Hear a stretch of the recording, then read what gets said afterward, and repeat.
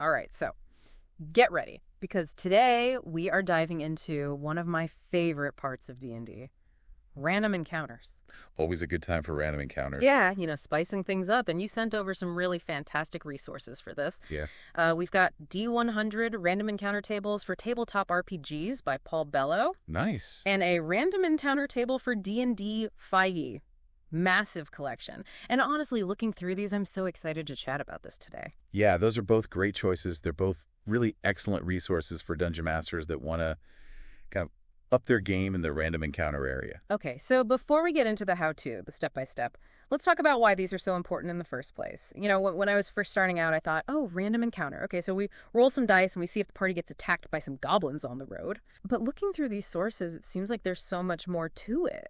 Absolutely. I mean, you can absolutely just have those kind of encounters, and there's nothing wrong with that. But, if you really want to make your world feel more real and lived in, they can be a really, really powerful tool to do that. Yeah, I mean, you don't want your world to feel like a video game where it's just the main quest, side quest, main quest, side quest. Like, you want it to feel like a real living place. Exactly, yeah. There should be things happening that the players aren't expecting, that maybe don't even directly involve them, at least initially. I love that. Okay, so Source 2 really digs into this idea of unpredictability and why that is so essential for a good random encounter. What are your thoughts on that? Yeah, I mean, it should be, I think, one of the primary goals of random encounters to inject a little bit of chaos, a little bit of unpredictability into your game. It's good for the players because it keeps them on their toes, but it's also, I think, really good for the DM because it forces you to think on your feet, to react to situations that you didn't necessarily plan for. And I think that makes it more fun. Absolutely. For everyone. Yeah. When it's like, oh, I don't even know what's going to happen next. Yeah, yeah. Awesome. Okay. So we've established that random encounters are good. They're important. But why use a table? Why not just improvise everything on the fly? So I'm all for improvisation. I think it's a great skill for a dungeon master to have. But I think even the most experienced dungeon masters can benefit from a little bit of structure, a little bit of inspiration. And that's where these random encounter tables come in. Yeah, I mean, sometimes you sit down at the table and your brain just betrays you. And you're like, wait, I had this whole session planned and now I can't think of anything? Yeah, absolutely. So how do these tables actually help in those moments? Like, if I'm looking at this big chart, how am I supposed to actually use it in game? So Source 1 actually does a really good job of breaking down how to use a random encounter table. And they break it down into 3 basic steps. First, you got to choose the right table for your setting, right? If you're in a dungeon, you use a dungeon table. If you're in a forest table, you're going to roll the dice, see what you get, and then you interpret the results. Okay, interpret being the key word there. Right. Both of these sources really emphasize that, this isn't, you're not beholden to what the dice say. Right. You're not marrying the table. This is just a jumping off point. 100%, yeah. Yeah. You have complete creative control over how you use these. The tables are really just a tool to kind of get your brain moving. All right, so you've got this table, you're ready to roll some dice, but how do we avoid that dreaded, encounter, where it's just okay, I rolled on the table, you guys ran into 3 squirrels. Right, right. How do we spice it up? How do we make it good? Yeah, no, absolutely. That's the last thing you want is for your players to be like, oh, another random encounter. These can be boring. Yeah. And I think both of our sources do a really good job of addressing that. Source 2 in particular talks about how to avoid that kind of generic encounter trap. Because nobody wants a generic encounter, right? No, absolutely not. We want something exciting. We want something dynamic. For sure, yeah. It's not really even about what you encounter. It's about how you present it and how it ties into the larger game. Okay, I like that. Yeah, and I think Source 1 had a really good point about this too, where they were talking about seamless integration. Don't just bring a random encounter on your players out of nowhere. Try to tie it into something that's already happening in the game. So if they're in a spooky forest, make it spooky forest related. Exactly. Yeah, exactly. Or maybe it has something to do with their backstories, I love that. Oh my gosh. Yeah, think about okay, what are the characters' goals? What are they trying to accomplish? And can I design a random encounter that plays into that somehow? Okay, so good. And then Source 2 actually takes it a step further, right? They talk about getting the players involved, which I thought was super interesting. Yeah, yeah, absolutely. So like giving your players choices, even in a random encounter. So for example, maybe instead of just saying, okay, you run into a group of goblins, you could say, okay, you see some tracks in the road. It looks like a group of goblins passed through here recently. Do you follow the tracks or do you keep going on your way? Oh my gosh, I love that. Okay, because even though it's something that I have planned, they feel like they have some agency, Exactly, exactly. which is so important. Okay, and then both sources talk about this idea of adding depth, and they both use the example of goblins. Right. Because we always use goblins as an example. Goblins, yeah, goblins and kobolds. But like, how do we make goblins interesting? Right. So instead of them just being like a random encounter that you fight and then you move on, think about like what their motivations are. Like why are they there? Where did they come from? What are they doing? Yeah, like maybe they're not just goblins. Maybe they're like goblin bandits or they're guarding something. Exactly. Yeah. Maybe they're part of like a larger tribe that's having some kind of internal conflict. Oh, I love that. Yeah. And you can use that to your advantage as a DM. Maybe the players can somehow exploit that conflict. Yeah, that's so good. Or maybe they're friendly goblins. We don't know. Or maybe they're friendly goblins. Yeah, subvert the expectations a little bit. Oh, so good. Okay, so we don't want every encounter to be combat. Yeah. We got to keep that in mind, right? Right. And I think Source 2 is like really big on emphasizing that. Like in their mind, a lot of random encounters should be combat free. Yeah. Because it can be easy to fall into the trap of just like every time the players are traveling, it's just like, okay, what are they going to fight this time? Right. And that can get old really fast for both the players and the DM. It's like, oh, we're just going to roll for initiative again. Right, exactly. Come on. Yeah, so think about like what other kinds of challenges can you throw at your players? Maybe it's a social encounter. Yeah. Maybe they have to, solve a puzzle or a riddle.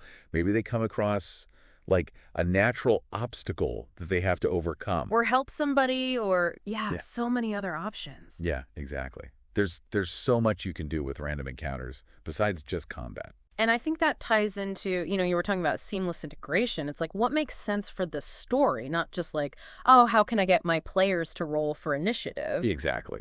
Perfect. Okay.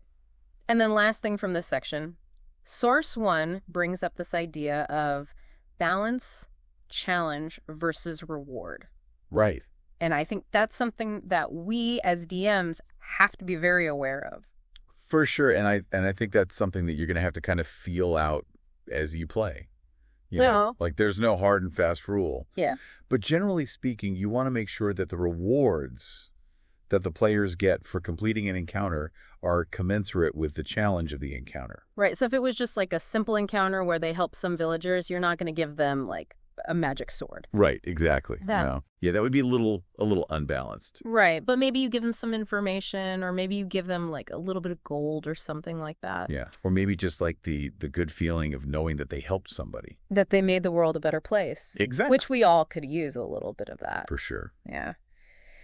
So speaking of balance and challenge and reward, how often should we be throwing these random encounters at our players? I don't want to make it every 5 steps that they take, Like what's the frequency that we're looking for here? Yeah, that's a good question. And honestly, there's no one-size-fits-all answer.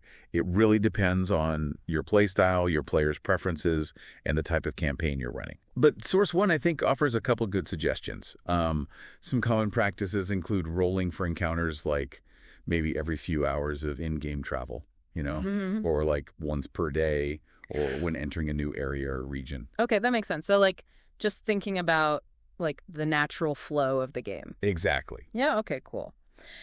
Now, I'm excited to get into this part.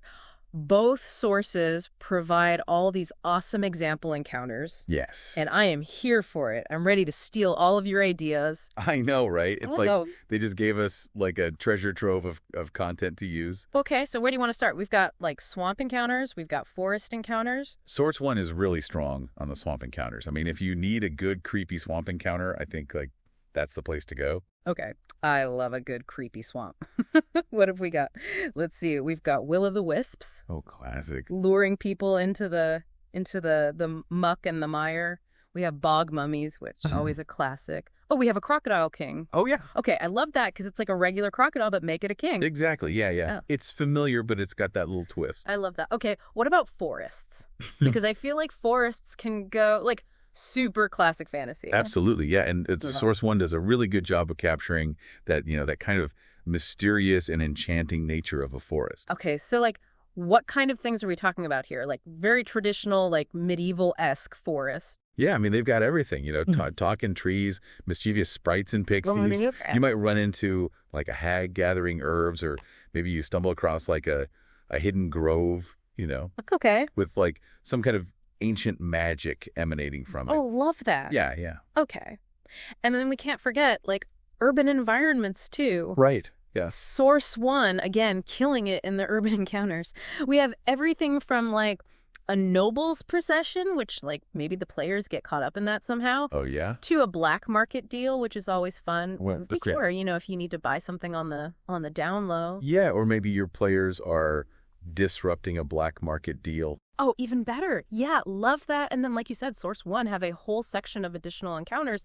And I think this is where things get really interesting.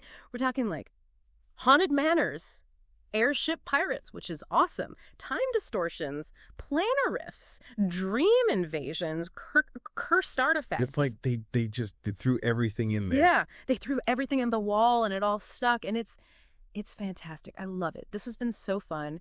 We've gone from, like, what are random encounters to how can we make them awesome? What are some of the things we can put in them? I mean, I feel like this is the toolkit for any DM to just take their game to the next level. Yeah, absolutely. I think the key takeaway here is, don't be afraid to get creative with it.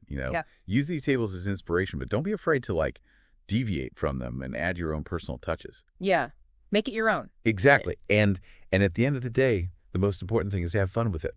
Yeah, have fun. If you're enjoying yourself as a DM, your players are going to enjoy themselves too. 100%. That is the best advice. All right, everybody, thank you so much for joining us for this deep dive. We're so glad you came along for the ride. Yeah, thanks for having me. And until next time, happy gaming.